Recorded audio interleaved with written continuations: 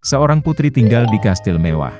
Dia baru berusia 14 tahun, tapi dia sangat manja dan murung. Suatu kali dia menemukan sesuatu untuk bulan April yang akan datang, dan ada bunga musim semi di pesta tahun baru.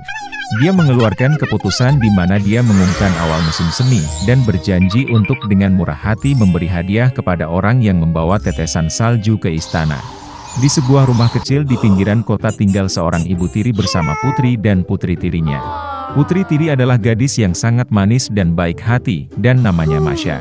Ibu tiri dan putrinya sangat malas dan marah, dan dengan segala cara mereka menyakiti gadis malang itu. Mereka benar-benar ingin menerima hadiah yang dijanjikan oleh sang putri, tetapi mereka tidak dapat memikirkan di mana mendapatkan tetesan salju di musim dingin. Wanita tua itu memutuskan untuk mengirim Masya ke hutan untuk membawakan mereka bunga musim semi.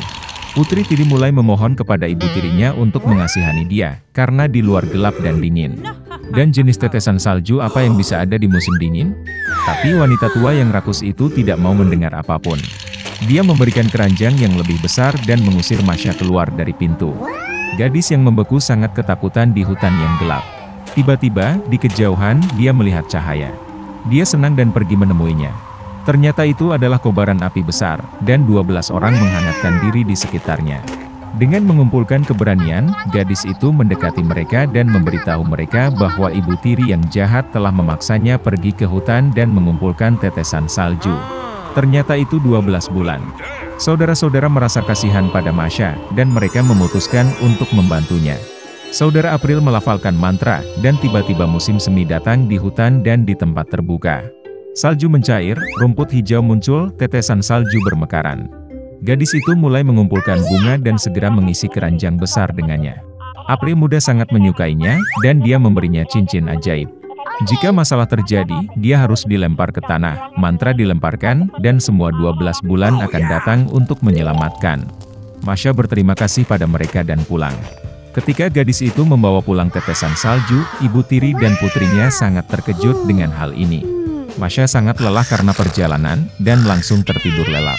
Kakak tirinya curiga ada yang tidak beres. Saat gadis itu tidur, dia menemukan cincin ajaibnya, dan membawanya ke dirinya sendiri. Setelah bangun, putri tiri menemukan kehilangannya. Dia mulai memohon untuk mengembalikan cincin itu, tetapi ibu tiri dan putrinya tidak mau mendengar apapun. Mengambil sekeranjang tetesan salju, mereka bergegas ke istana kerajaan. Ada pohon tahun baru yang dihias dengan indah di istana. Tetapi perayaan yang akan datang sama sekali tidak menyenangkan putri yang berubah-ubah. Dan hanya ketika ibu tiri dan putrinya membawakannya sekeranjang tetesan salju, sang putri mengubah amarahnya menjadi belas kasihan. Ibu tiri tidak dapat menjawab dengan jelas dari mana bunga itu berasal, dan dia harus mengakui bahwa putri tirinya telah mengumpulkannya. Sang putri segera memutuskan untuk pergi ke padang rumput dengan tetesan salju. Dalam perjalanan, dia memandangi Masya yang malang, sehingga dia akan menunjukkan padanya tempat dia memetik bunga. Gadis itu berkata dia akan menunjukkannya, tetapi hanya jika cincin itu dikembalikan padanya. Dari sikap kurang ajar tersebut, sang putri marah dan membuang cincin itu. Tapi putri tiri berhasil membaca mantra. Segera angin kencang bertiup, guntur bergemuruh, dedaunan jatuh dan salju mulai turun. Orang tua Januari muncul di hadapan mereka. Dia mengundang semua orang untuk membuat satu keinginan. Karena takut, sang putri ingin berada di istana secepat mungkin. Masya membuat harapan bahwa semuanya akan kembali ke tempatnya pada waktunya. Musim dingin, di musim dingin, musim panas, di musim panas. Ibu tiri dan putrinya begitu beku sehingga mereka menginginkan mantel bulu dari bulu apapun, bahkan dari seekor anjing. Mengatakan ini, wanita rakus segera berubah menjadi anjing. Mereka diikat ke kereta luncur di mana sang putri akan pergi ke istana. Masya berterima kasih kepada saudara-saudara atas bantuan mereka. Mereka berjanji untuk mengubah ibu tiri dan putrinya kembali menjadi manusia, tetapi hanya jika mereka patuh. Berbulan-bulan memberi gadis itu kereta luncur besar yang indah, yang diikat oleh kuda lincah. Melihat mereka, sang putri meminta tumpangan ke istana. Ini adalah pertama kalinya dalam hidupnya sang putri mengucapkan kata tolong.